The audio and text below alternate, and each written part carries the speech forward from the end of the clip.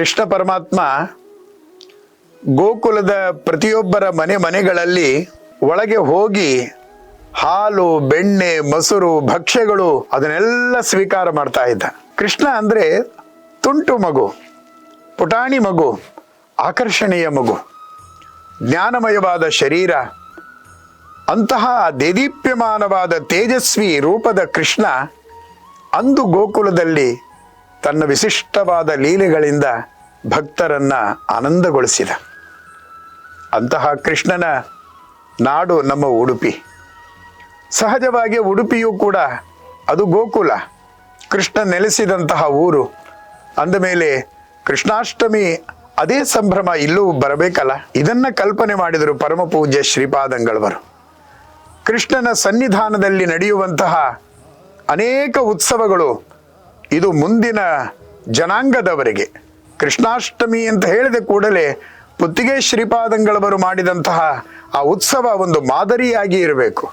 ಅಂತಹ ಅದ್ಭುತವಾದ ಕಾರ್ಯ ಯೋಜನೆಯನ್ನು ಗುರುಗಳು ಹಾಕಿದ್ದಾರೆ. ಕೃಷ್ಣನಿಗೆ ಬಗೆ ಬಗೆಯ ನೈವೇದ್ಯಗಳು ಪ್ರತಿ ದಿವಸವೂ ಸಮರ್ಪಣೆಯಾಗ್ತದೆ.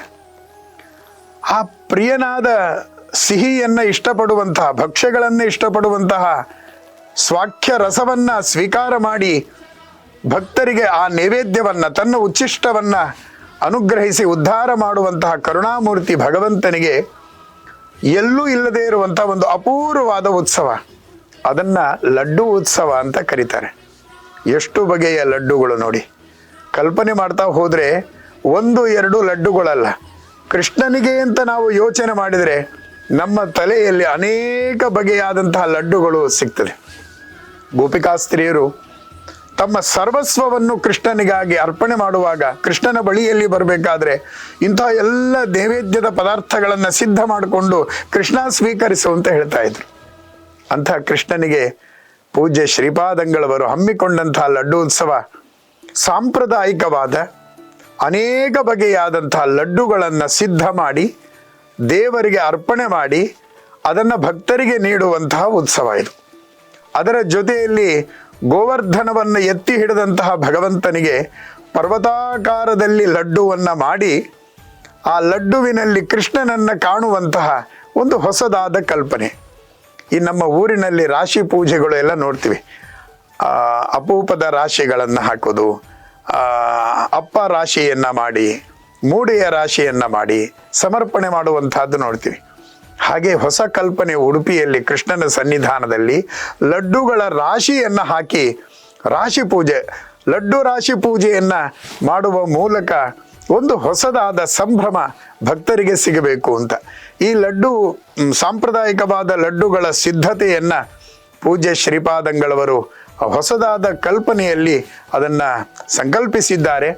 ಆ ಲಡ್ಡುಗಳ ರಾಶಿ ಅಲ್ಲಿ ಭಕ್ತರು ಬಂದು ನೈವೇದ್ಯದ ಸಂಭ್ರಮವನ್ನು ನೋಡುವಂತಹದ್ದು, ಆ ದೇವರಿಗೆ ವಿವಿಧವಾದ ಭಕ್ಷ್ಯಗಳು, ಲಡ್ಡುಗಳು ಇದು ಸಮರ್ಪಣೆಯಾಗಿದೆ, ಅದನ್ನು ನಾವು ಸ್ವೀಕಾರ ಮಾಡಿ ಧನ್ಯರಾಗುವಂತಹ ಒಂದು ದೊಡ್ಡ ಸಂಭ್ರಮವೇ ಲಡ್ಡು ಉತ್ಸವ ಅಂತ ಪೂಜ್ಯ ಶ್ರೀಪಾದಂಗಳವರು ಕರುಣಿಸಿದ್ದಾರೆ.